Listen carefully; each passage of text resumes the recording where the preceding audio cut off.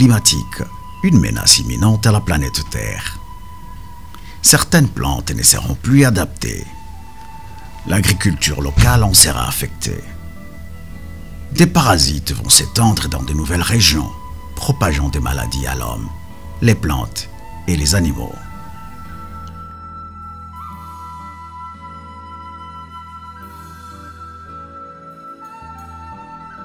La température globale de la Terre augmente. Et cette modification extrêmement rapide, la nature n'aura pas le temps de s'adapter. L'équilibre actuel sera bouleversé.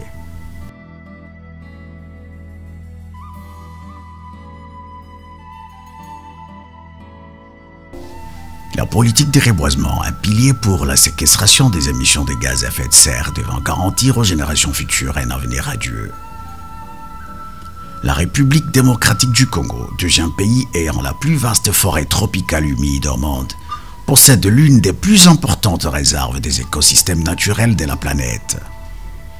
Plusieurs espèces endémiques en faune et flore. 5e puissance mondiale en biodiversité. Ces forêts séquestrent le carbone atmosphérique émis à travers la planète, contribuant à l'équilibre climatique mondial. Le changement climatique constitue une menace pour l'homme et ses droits fondamentaux. Notre action en faveur du climat et de l'économie verte comme fondement de notre devenir et de notre développement n'est pas simplement une nécessité, mais une obligation urgente pour un avenir pacifique et durable. Il est institué en République démocratique du Congo le programme 1 milliard d'arbres à l'horizon 2023. Ce programme, qui a été adopté par mon gouvernement, vise à réaliser un grand chantier communautaire et éco-citoyen de restauration écologique et à fort bénéfice socio-économique au profit des populations urbaines et rurales. Nous avons décidé d'accompagner ce programme pour que finalement ce programme devienne une réalité. Voilà pourquoi nous sommes venus aujourd'hui, pour voir si réellement le travail va se faire sur le terrain. Il faut que les gens sachent que ce programme d'1 milliard d'arbres est une réalité.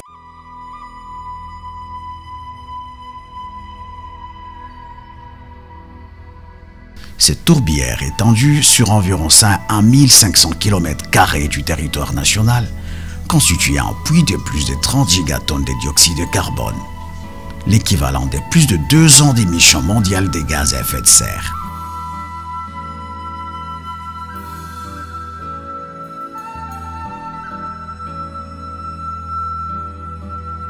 En réservoir d'eau douce, la RDC, dotée de 10% des réserves au niveau mondial, 52% au niveau de l'Afrique, le pays a un potentiel photovoltaïque estimé à 70 000 MW. Sa position à cheval sur l'équateur en fait un immense gisement solaire. La dégradation de l'écosystème des ressources naturelles et de l'environnement constitue un défi majeur de notre temps. On estime qu'environ 200 millions de personnes seront directement impactées par les phénomènes climatiques d'ici 2050, touchant en priorité les pays les plus pauvres.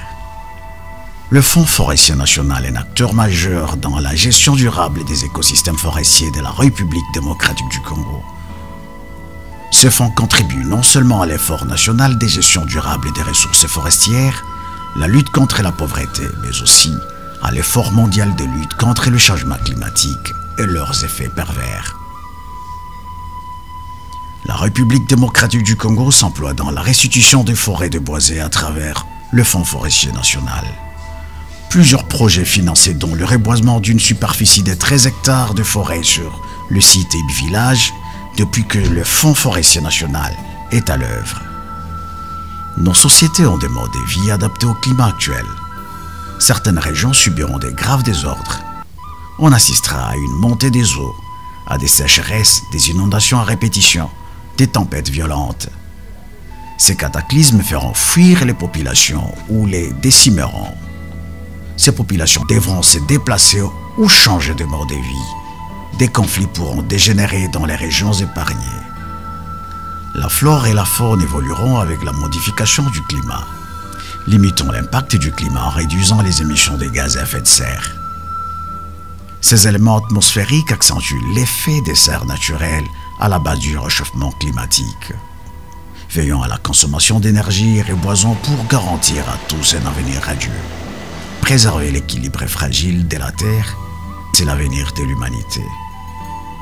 Pour réaliser 1 milliard d'arbres à l'horizon 2023, le Fonds forestier national appuie les communautés locales, les collectivités territoriales, les confessions religieuses, les écoles et les universités dans l'installation des pépinières, le reboisement, l'agroforesterie communautaire, le verdissage des cités et villes, l'éducation à l'environnement et l'utilisation rationnelle des ressources forestières. Il faut reboiser sérieusement, bien que nous ayons une forêt extraordinaire.